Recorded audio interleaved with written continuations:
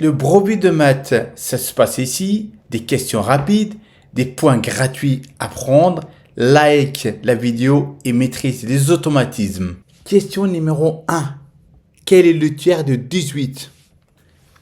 Le tiers de 18, c'est quoi?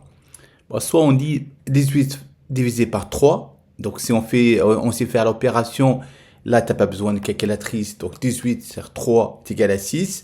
Soit on dit 18 c'est 3 fois 6 divisé par 3. On simplifie par 3 est égal à 6. Un point gratuit dans la poche. Une autre question encore plus simple que la première. Et toujours pour la partie automatisme, la question, un film dure 240 minutes. Quelle est sa durée en heures? On cherche quoi? On cherche à convertir les 240 minutes en heures. Ça veut dire quoi exactement? On a une heure qui est égale à 60 minutes. Donc, 240 minutes, on fait quoi? On prend les 240 minutes divisé par 60. Donc, on divise des minutes par des minutes. De 240, c'est quoi? C'est 4 fois 60. Juste pour simplifier. Et ça nous facilite l'opération. Et on simplifie par 60 et 60. Résultat, 4 heures. Encore plus simple que la première. Question numéro 3. Là, on cherche quoi? On a une série de notes obtenues par un élève qui sont 8, 12, 6, 19 et 15. Et on cherche à identifier quoi? La médiane de cette série. Alors, pour commencer, qu'est-ce qu'il faut faire? On commence à ranger les notes par ordre croissant. C'est important.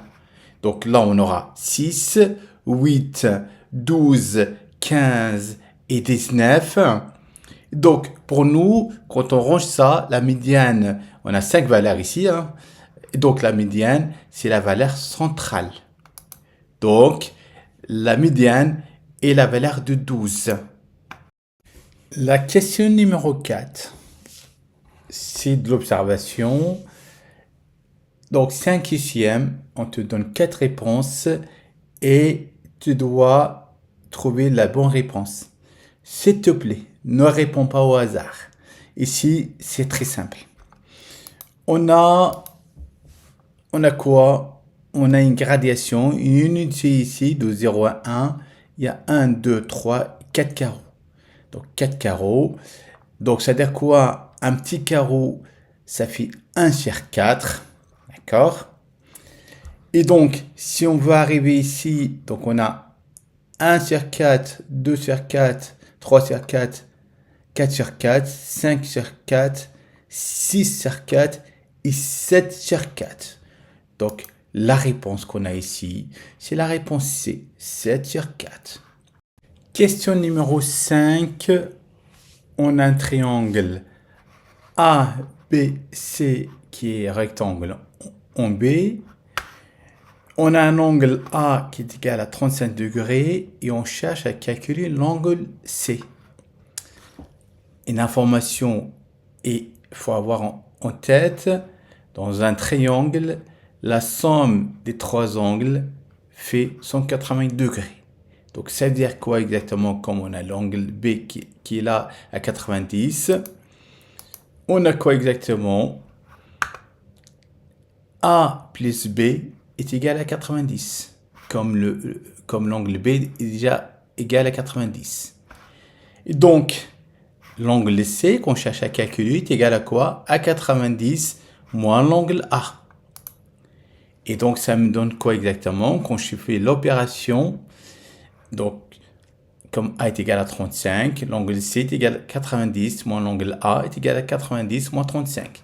L'angle C est égal à 55 degrés. Question 6. Dans le triangle ABC, rectangle en A, quel calcul doit-on effectuer pour déterminer le cosinus de l'angle ABC? Alors, information importante, quand on vous donne un angle ABC, ou peu importe, la valeur de l'angle qu'on cherche, c'est toujours la valeur qui est au milieu. Typiquement, dans notre cas ici, c'est l'angle B. Alors, pour répondre à la question, c'est simple. On a quoi? Le cosinus de l'angle ABC égale le côté adjacent. Donc, c'est bien cette partie-là, adjacent à l'angle B, plus sur la longueur de l'hypoténuse. Donc, la réponse que tu vas donner, cosinus ABC est égal à AB sur BC. 7. Sur la figure ci-contre, dans le triangle ADE, les deux droites DE et CB sont parallèles. Déterminer la longueur AD. On est dans le cas de l'application du théorème de Thalès. Donc, AD sur AC égale à DE sur CB. Donc, on remplace les valeurs. AC est égal à 4, DE est égal à 7, et puis CB est égal à 2. Et là, on fait l'opération pour déterminer AD. Donc, le résultat, AD est égal à 14 cm. Question numéro 8. Dans un collège, 25% des 300 élèves participent à une olympiade de mathématiques. Combien d'élèves ne participent pas à cette olympiade? Attention, on parle bien des élèves qui ne participent pas à l'olympiade. Donc là, c'est pareil. C'est simple. On commence à faire quoi exactement? Alors, on calcule en fait les élèves participant à l'olympiade. Donc, on a 25 de 300. L'opération, donc 25 sur 100 fois 300, qui est égal, pour faire ce calcul-là, 25 sur 100 multiplié par 3 fois 100, qui est juste en fait pour développer les 300. Et donc là, on peut simplifier par 100. Il nous reste à faire quoi? 25 multiplié par 3. C'est simple, est égal à 75. Après, une fois qu'on a calculé les élèves qui ont participé, on va calculer les élèves qui n'ont pas participé. Donc, ça fait le total de 300 élèves moins 75 élèves qui ont participé. Donc, le résultat final, c'est 225 élèves qui n'ont pas participé à cette olympiade. Question numéro 9. Un élève souhaite réaliser un programme avec un logiciel de programmation pour dessiner un carré. Par quelle valeur doit-on compléter la ligne 3 et la ligne 5 du bloc pour obtenir un carré? Alors, pour tracer un carré, on part d'un point de départ, on avance de 50 pas, c'est la mesure. Une deuxième ligne en formant un angle droit. Une troisième ligne, toujours en formant un angle droit.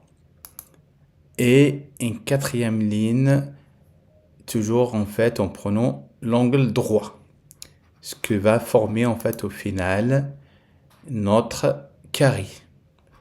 La réponse est la suivante. La ligne 3, c'est 4. Donc, c'est 4 fois la même ligne. Et puis, l'angle qu'on va former, c'est un angle droit. Donc, un angle de 90 degrés.